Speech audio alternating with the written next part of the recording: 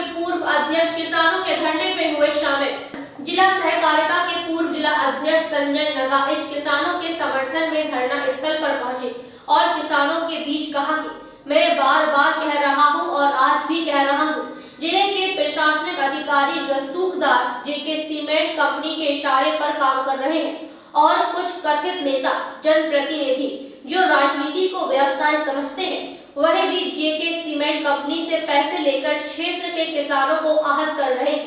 पन्ना से तिलकराज पटेल की खास रिपोर्ट। स्थापना में दे दी। अब इन सब बातों पे हमको कहीं ना कहीं जागरूक बनना पड़ेगा और गांव के लोग ही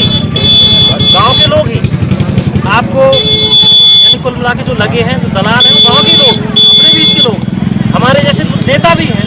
क्या गारंटी है कि कल हम यहाँ बैठे हैं हम नहीं बिकेंगे?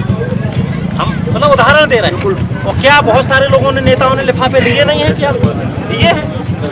और बहुत सारे लोग तो नेतागिरी इसलिए कर रहे हैं कि लिफाफा कब मिल जाए।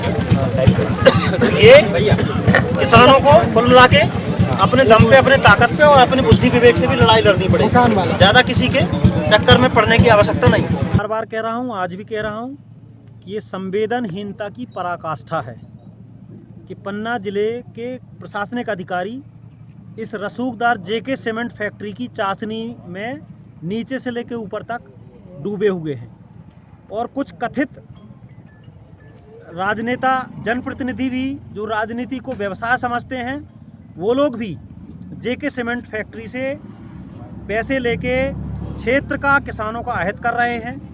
हम पहले भी कह रहे थे, अभी भी कह रहे हैं कि जेके सीमेंट फैक्ट्री दूसरी ईस्ट इंडिया कंपनी है जो विकास का और रोजगार का और किसानों को अच्छे मूल्य देने का छलावा करके इस क्षेत्र को गुलाम बनाने आई है।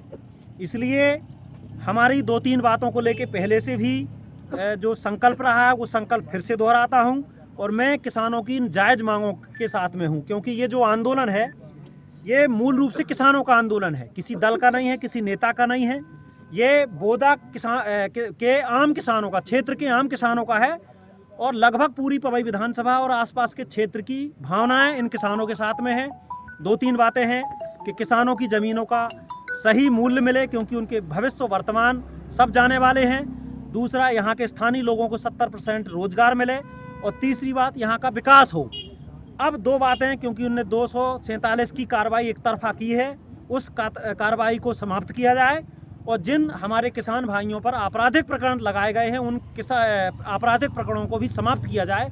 इन 5 बातों को लेकर जो किसान आंदोलन पे बैठे हैं, मैं उनका समर्थन करता हूं। प्रदेश के यशस्वी मुख्यमंत्री माननीय शिवराज सिंह चौहान जी से और क्षेत्र के लोकप्रिय सांसद, भाजपा के यशस्वी प्रदेश अध्यक्ष आदरणीय BD शर्मा जी से भी निवेदन करता हूं कि इन किसानों की सुध लेके वास्तव में ये जो जायज़ मांगें अपनी लेके बैठे हैं, इनकी मांगों को तत्काल शासन प्रशासन के माध्यम से मनवा करके इन किसानों को आप सुनें और इन किसानों की जायज़ मांगों को आप पूरा करें। निश्चित रूप से ये क्षेत्र की बात है, पूरे आम किसानों की बात है, जनता की बात है।